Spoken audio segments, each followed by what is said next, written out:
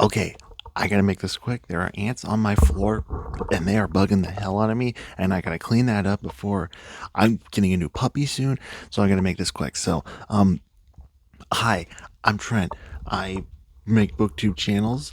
I make read books. I read fantasy. I read urban fantasy, and I just finished reading Fool's Moon, the second book in the Dresden Files, and I'm here to give you my thoughts on it as I just finished the book not too long ago on my e-reader, and it is 1 a.m. right now, and I love this thing. But I will say this. This is definitely a step down, but there are hints of like the real Dresden Files in it, because I can tell you this right now. I know that book 3 is going to be fantastic. Fan freaking tastic. Because there were hints of like the real Dresden Files in this. Like like one thing I want to say I didn't really love about this was I really just could not give a crap about the same villain just being used twice.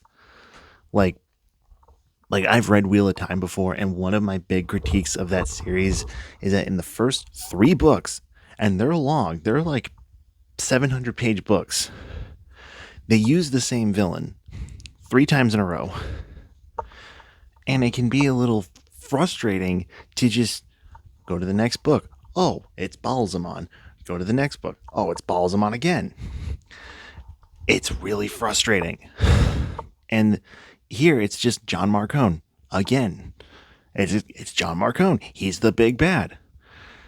And while in the first book I loved how humorous it was, here it's like outwardly trying to embrace its humor while still trying to keep that noir tone. You know what I mean?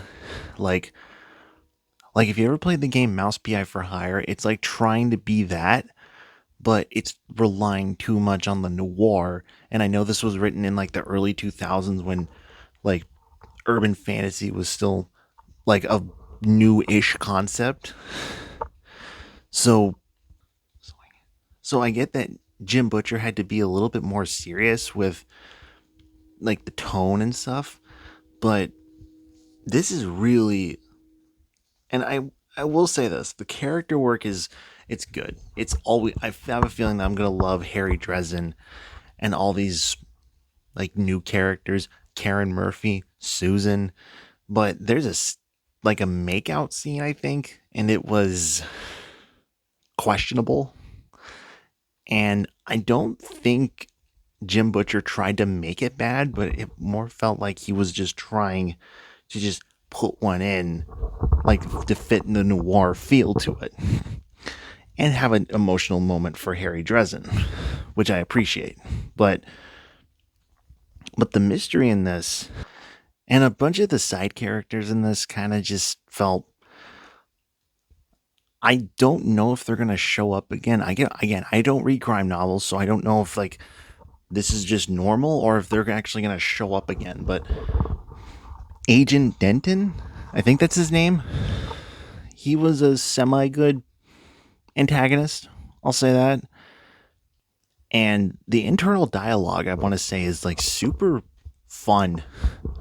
Like there are moments when Harry is just like poking fun at people in his head and just he like having insecurities and also just comparing stuff like he feels like a kid in an adult's head. And I I love this. He's still horny. He's still horny as shit. Which again, I don't have a problem with, but I know some do. But I don't think it's like so over the top that it's gonna make me quit. I think it's just fine. Oh, but yeah, this one, it's a really short book. It's 400 pages. I read it in 3 days, and yeah, it's not amazing. Like the writing quality did take a little step down, and the first book wasn't too high, so it's like middle of the road. So overall, I'd say like five, a 5 out of 10. It's not amazing. It's super mediocre though. But I'm gonna make a prediction right now. The next Dresden Files book, I don't know the name of it, but I have a feeling it's going to be 8 out of 10 plus. Either an 8 or a 7 out of 10. It is going to be amazing. I'm going to love that thing. But yeah, that was my review. And my next review for this is going to be Oathbringer. I know I talked about Dresden Files Book 3, but I'm currently reading Stormlight as the main one, and these Dresden Files books are just supplementary. And so basically, because the Stormlight is so big, all the books are 1,000 plus pages, and Oathbringer's like 1,100. 1,100 pages.